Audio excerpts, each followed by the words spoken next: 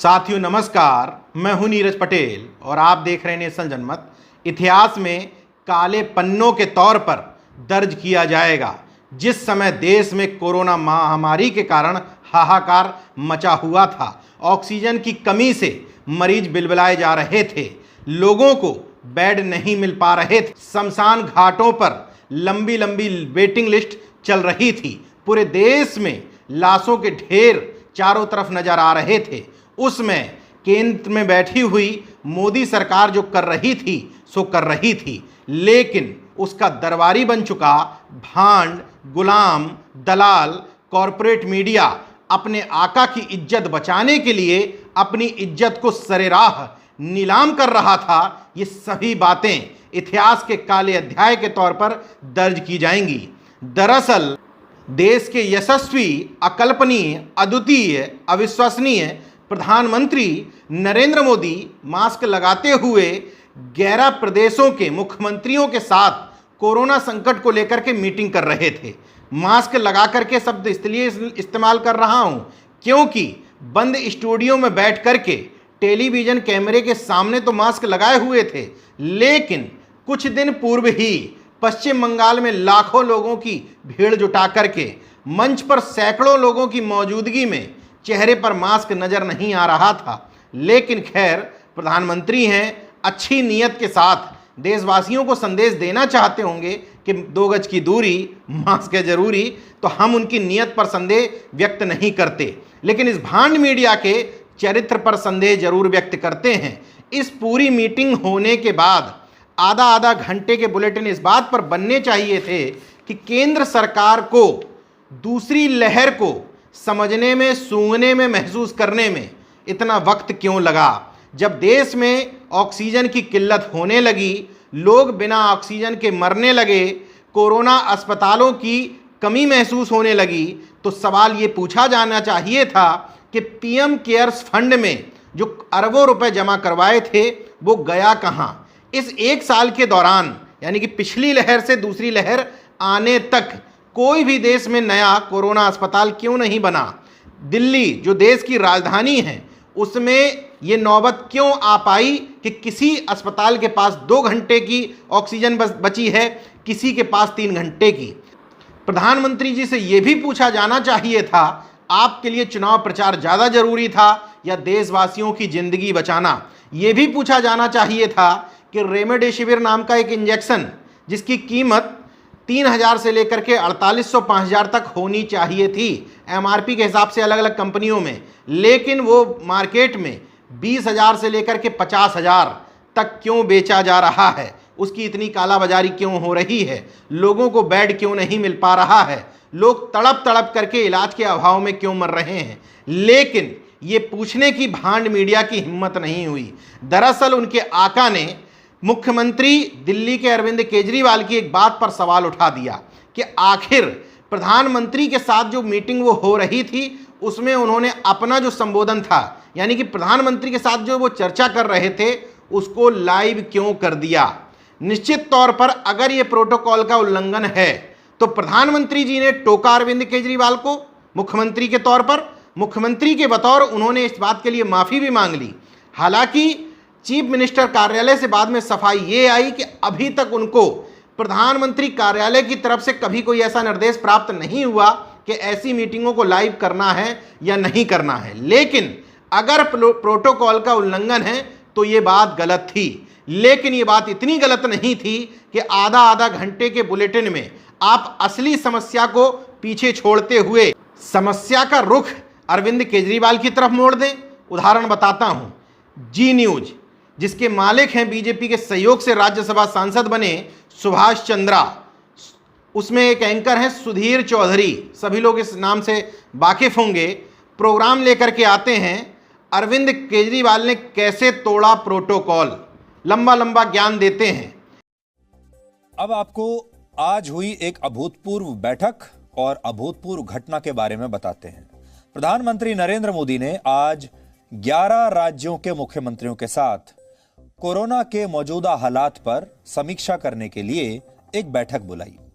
इस बैठक में उन राज्यों के मुख्यमंत्री शामिल थे जो राज्य कोरोना वायरस से इस समय सबसे ज्यादा प्रभावित हैं, और यह बैठक इसलिए बुलाई गई थी ताकि इसमें कोई रणनीति केंद्र सरकार और राज्य सरकारें मिलकर बना सकें। इस बैठक में कुछ ऐसा हुआ जो इससे पहले कभी नहीं हुआ था।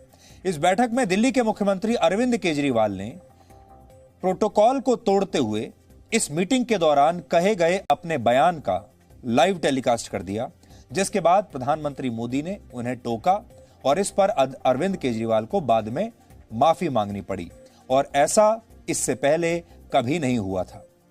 इसके अलावा रिपब्लिक भारत, जो भारतीय जनता पार्टी के एक राज्यसभा सांसद राजीव चंद्रशेखरन के सहयोग से शुरू हुआ था, उसमें अगड़म गोस्वामी, जिसका एंकर है, प्रोग्राम चलाया जाता है सांसों की लड़ाई पर सियासत क्यों। न्यूज 18 इंडिया, जो मुकेश अंबानी का चैनल है, उसमें एक एंकर है अमीश देवगन। वो प्रोग्राम लेकर के आया कोरोना से जंग पर भारी सियासी महामारी। वही हाल इंडिया टीवी में रजत शर्मा का और एबीपी से लेकर के तमाम सारे खबरिया चैनलों का था। मतलब असली मुद्दा चैनलों से गायब, और मुद्दा यह आ गया कि दिल्ली के मुख्यमंत्री केजरीवाल ने प्रोटोकॉल क्यों तोड़ा। सूत्र ये भी बता रहे हैं कि इस लाइव प्रसारण से पीएमओ और प्रधानमंत्री नरेंद्र मोदी बेहद व्यथित हैं। तो सवाल इस बात पर भी उठना चाहिए, केजरीवाल के इस रवैये पर तो बिल्कुल उठना चाहिए। ठीक है, अगर प्रोटोकॉल का उल्लंघन किया है तो निश्चित तौर पर सवाल उठने चाहिए, लेकिन सवाल इस पर भी उठने चाहिए कि आखिर इस एक मुद्दे को लेकर के इतना व्यथित क्यों हैं प्रधानमंत्री नरेंद्र मोदी जी। आखिर ऐसी कौन सी बात हुई थी मीटिंग में जो वो चाहते थे कि देशवासी ना जाने। अगर देश में ऑक्सीजन की किल्लत है या देश में बेड न मिलने की किल्लत है, लोग मर रहे हैं, तो क्या उनको ये जानने का अधिकार नहीं है कि राज्य सरकारें और यशस्वी प्रधानमंत्री के नेतृत्व में केंद्र सरकार क्या कर रही है। कौन सी ऐसी चीज है जो भंडाफोड़ आपका हो गया है।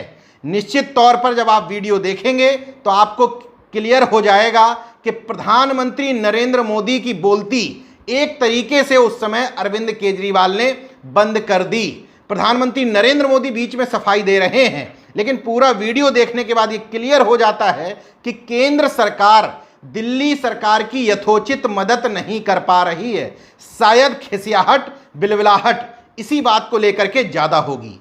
प्रोटोकॉल तोड़ने की अगर खबर दिखा रहे थे तो ये भी खबर आपको बतानी चाहिए थी कि केजरीवाल ने कई महत्वपूर्ण सवाल उठाए। उन्होंने कहा कि हमारे लिए जो ट्रक भेजे जा रहे हैं दिल्ली के लिए, उन ट्रकों को कई राज्यों में रोक लिया जा रहा है। तो प्रधानमंत्री से उन्होंने निवेदन किया कि ऐसी स्थिति में वो किसको केंद्र में फोन करें। उन्होंने ये भी पूछा, दिल्ली में ऑक्सीजन का कोई प्लांट ना होने के कारण अगर वो अन्य राज्यों पर या केंद्र सरकार पर डिपेंड हैं और दिल्ली के अस्पतालों में अगर ऑक्सीजन की किल्लत हो रही है तो वो केंद्र सरकार में किससे बात करें। उन्होंने इस बात पर भी सवाल उठाए कि वैक्सीन लगने के रेट जब एक प्राइवेट कंपनी ने डिक्लेयर किए तो उसने कहा कि हम केंद्र सरकार को 150 रुपये में देंगे, लेकिन राज्य सरकारों को 400 रुपये में देंगे। तो उन्होंने कहा कि वैक्सीन को लेकर के पूरे देश में एक वैक्सीन एक समान रेट क्यों नहीं है। इसके अलावा उन्होंने जब ऑक्सीजन एक्सप्रेस चलाने की बात की तो प्रधानमंत्री जी ने बीच में टोकते हुए कहा कि ऑक्सीजन एक्सप्रेस तो चल रही है।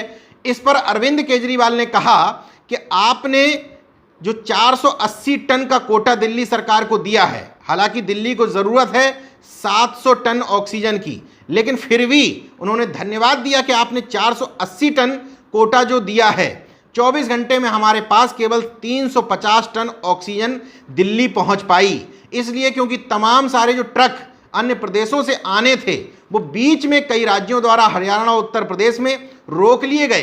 केजरीवाल ने जो एक महत्वपूर्ण बात कही कि उड़ीसा और पश्चिम बंगाल 100 टन ऑक्सीजन दिल्ली को देने को तैयार है, ये हम उड़ीसा और पश्चिम बंगाल से मंगवाएं कैसे। तो जो ऑक्सीजन एक्सप्रेस की आप चलवाने की बात कर रहे हैं, उस ऑक्सीजन एक्सप्रेस के माध्यम से इस 100 टन ऑक्सीजन को क्यों नहीं दिल्ली में मंगवाया जा रहा है। उसी बातचीत के दौरान उन्होंने ये भी कहा कि तमाम अस्पतालों से फ़ोन आ रहे हैं कि मेरे पास 3 घंटे की ऑक्सीजन बची है, किसी के पास 2 घंटे की ऑक्सीजन बची है। इन सब बात को दरकिनार करते हुए 6 मिनट 45 सेकेंड बोलने के बाद अरविंद केजरीवाल के जब प्रधानमंत्री नरेंद्र मोदी को अचानक से ज्ञात हुआ कि टेलीविज़न पर तो मुझे दिखना चाहिए ज्ञान बघारते हुए, लेकिन अरविंद केजरीवाल इतनी देर से ज्ञान कैसे दे रहे हैं? उनको जब इस बात का भान हुआ तो उन्होंने उसी लाइव में कहा, केजरीवाल जी आप परंपरा का निर्वाह नहीं कर रहे हैं। ये हमारी जो परंपरा है, हमारे जो प्रोटोकॉल है, उसके बहुत खिलाफ हो रहा है कि कोई मुख्यमंत्री ऐसी इन हाउस मीटिंग को लाइव टेलीकास्ट करे। ये उचित नहीं है, ये हमने हमेशा संयम पालन करना चाहिए। ठीक है सर, इसका ध्यान रखेंगे आगे से। सर मैं सभी आत्माओं को शांति मिले जिन जिन लोगों का इस दौरान कोरोना की वजह से जिनका देहांत हो गया, और उनके परिवारों को दुख सहने की शक्ति दे। अगर सर मेरी तरफ से कोई गुस्ताखी हुई है, मैंने कुछ कठोर बोल दिया, मेरे आचरण में कोई गलती है, तो उसके लिए मैं माफ़ी चाहता हूं।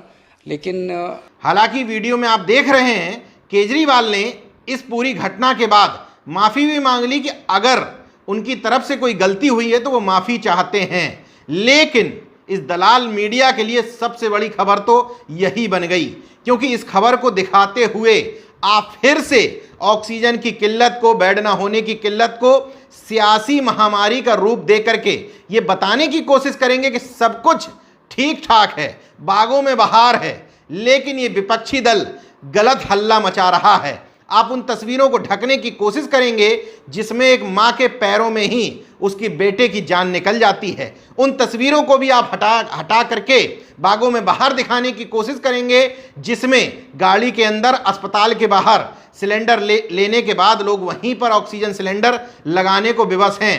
आप ये खबर भी डिलीट कर देंगे कि भारतीय जनता पार्टी के औरैया से सदर विधायक की मौत हो जाती है कोरोना के कारण। केसर सिंह गंगवार जो भारतीय जनता पार्टी के विधायक हैं, उनका बेटा गुहार लगाता है। लखनऊ में बीजेपी के मौजूदा विधायक श्रीवास्तव जी की मौत हो जाती है। इन सारी खबरों को आप डिलीट करने के बाद मुद्दा केजरीवाल पर फोकस कर देंगे, बताएंगे कि प्रधानमंत्री ने मीटिंग ले ली और देश में सारी समस्याओं का सॉल्यूशन हो गया। इन तमाम बातों के बावजूद इस बात पर भी सवाल उठाए जा सकते हैं कि क्या गलती अकेले प्रधानमंत्री नरेंद्र मोदी की है देश को इस स्थिति में पहुंचाने के लिए? तो ऐसा बिल्कुल नहीं है, राज्य सरकारों की भी जिम्मेदारी है। तो फिर सवाल सिर्फ प्रधानमंत्री नरेंद्र मोदी से क्यों पूछे जाने चाहिए?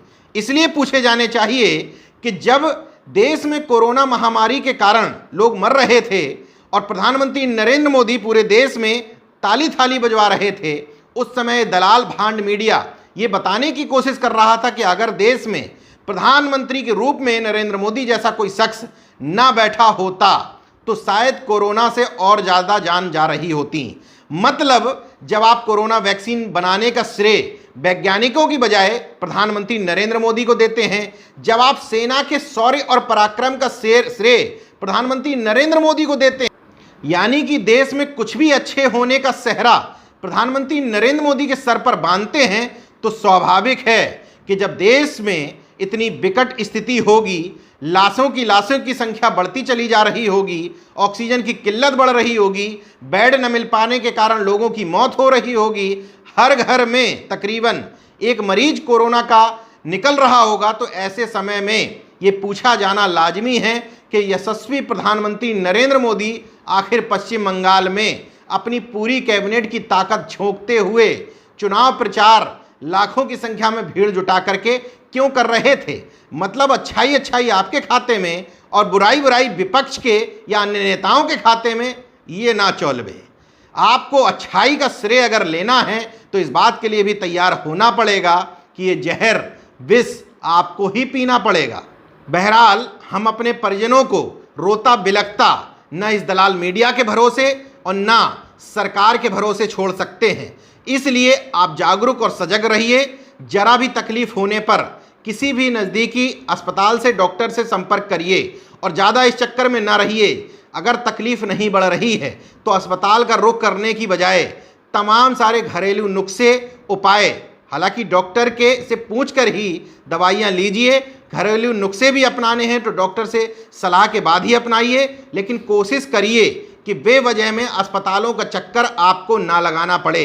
घबराइए बिल्कुल नहीं। सामान्य से खांसी जुकाम में भी आप घबरा जा रहे हैं। इसी वजह से तमाम सारे लोगों की मौत केवल घबराहट के कारण हो रही है। आप जागरूक और सजग बने रहिए, क्योंकि सरकारों ने आपको तिल तिल मरने के लिए छोड़ दिया है। देखते रहिए नेशन जनमत, जागरूक और सजग बने रहिए। जय विज्ञान, जय संविधान, जय लोकतंत्र। धन्यवाद। दोस्तों, अगर आपने मेरा YouTube चैनल सब्सक्राइब नहीं किया तो प्लीज़ सब्सक्राइब कर लें और उस बेल आइकन पर जरूर क्लिक करें, जिससे जो मेरे न्यू वीडियो हैं वो आप